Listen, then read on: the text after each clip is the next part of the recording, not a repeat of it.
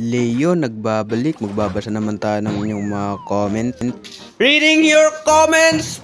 Part 3, pangatlo na to guys.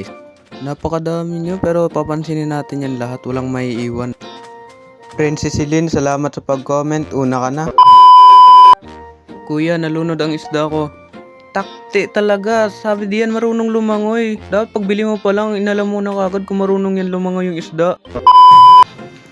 Ano type mo sa babae? Depende kung sinong tatanggap ng kalbo na ganito.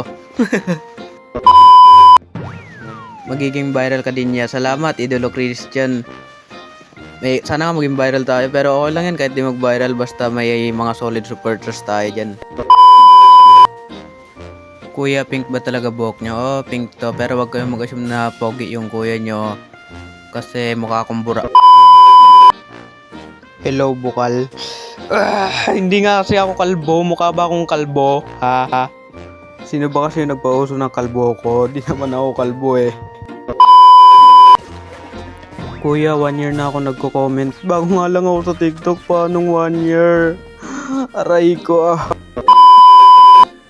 Ay, takte, mga ngagat pa talaga si Ronchi. Wag po. Mahaba na yung video natin, Idolo. Ano na lang siguro? Tutuloy na lang siguro yun sa sa part 4 na lang siguro. Yung iba.